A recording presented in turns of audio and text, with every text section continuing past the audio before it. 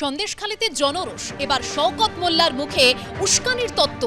কলকাতা থেকে লোক ভাড়া করে নিয়ে গিয়ে বিক্ষোভের তত্ত্ব। 144 ধারা জারি থাকলে কি করে বহিরাগতরা ঢুকতে পারছে? সন্দেশখালীতে যা হচ্ছে তার 70%ই মিথ্যা। কেউ কেউ ঘোমটা দিয়ে কথা বলছে, কেউ আবার সরাসরি 5000 7000 দিয়ে লোক ভাড়া করে আনা হচ্ছে। নেপথ্যে বাম বিজেপির উস্কানির অভিযোগ করেছেন ক্যানিং পূর্বের তৃণমূল বিধায়ক শওকত মোল্লা।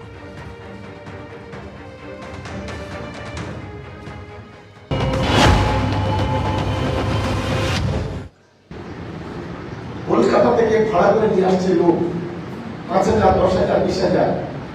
কেউ কেউ ঘোমটা দিয়ে কথা বলছে, কেউ কেউ সরাসরি কথা বলছে। পরবর্তীকালে দেখা যাচ্ছে যে মেয়েটা ঘোমটা দিয়ে কথা বলছে সে সিগারেট টানছে। একবার শওকত বাবুকে আসতে বলুন না, জনগণ ওখানে বহিরাগত কিনা পালিশ করে দেবে, সিকিউরিটি ছাড়া আসতে বলুন। শওকতকে সমুদ্র সৈকতে পাঠিয়ে দেবে। আর এর আগে শেখ শাহজাহান প্রসঙ্গে কি বলেছিলেন মুখ্যমন্ত্রী? শেখ শাহজাহানকে টার্গেট করে ইডি ঢুকেছিল, কি বলেছিলেন মমতা বন্দ্যোপাধ্যায়, শোনাবো। আগে টার্গেট শেখ শাহজাহান, ওকে টার্গেট করে ইডি ঢুকলো, তারপরেই সবাইকে বার করে দিয়ে তারপরে ওখানে আদিবাসী মাইনরিটিদের মধ্যে ঝগড়া লাগিয়ে দিল। কিভাবে তারা বাইরে থেকে নিয়ে এসে একটা এলাকাকে অশান্ত করার চেষ্টা করেছে। 17 জনকে অ্যারেস্ট করা হয়েছে এবং আপনারা দেখেছেন যারা মুখে মাস্ক পরে পরে ছবি তুলছে, ধরাও পড়েছে বিজেপির কর্মী। কিভাবে তারা বাইরে থেকে নিয়ে এসে একটা এলাকাকে অশান্ত করার চেষ্টা করেছে। সন্দেশখালী আজকে নতুন নয়, ওখানে RSS এর একটা বাসা আছে। 7-8 বছর আগেও দাঙ্গা হয়েছিল ওখানে। কতগুলো দাঙ্গা স্পটের মধ্যে এটাও একটা স্পট, মনে রাখবেন।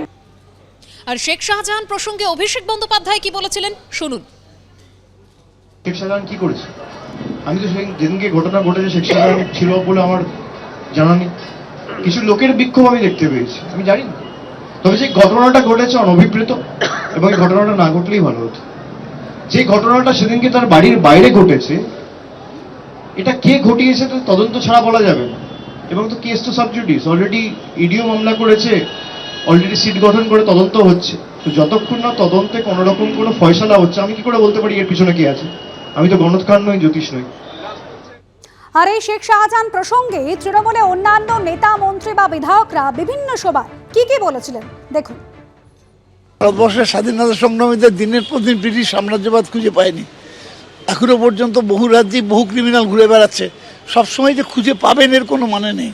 অনেক রকমের টেকনিক্যালিটি বেরিয়ে গেছে, টেকনিক্যাল পদ্ধতি বেরিয়ে গেছে, সেখানে লুকিয়ে বেড়ানো যেতে পারে। 25 দিন ধরে কোথায় আছে কেউ যদি পুলিশ প্রশাসন খুঁজে না পায় তাহলে কি করা যাবে? দলের অস্বস্তির কোনো ব্যাপার নেই, একজন ভদ্রলোক তাকে পাওয়া যাচ্ছে না। এখন আমি যদি তাকে না পাই, আমাকে অন্য কাউকে দিয়ে কাজ চালাতে হবে। বিদ্যাসাগর সমাজ সংস্কারক ছিলেন, তখনও তাকে ঢিল সহ্য করতে হয়েছে। রবীন্দ্রনাথ ঠাকুরকেও সমালোচিত হয়েছিল সেই যুগে। আর এই যুগে শাহজাহানরা কাজ করবে, কিছু সমালোচনা থাকবে না। মমতা ব্যানার্জি কাজ করবেন, কিছু আলোচনা সমালোচনা থাকবে না। তাই কি হয়? হোক না সমালোচনা, কিন্তু আমাদের কাজ আমরা করে যাব।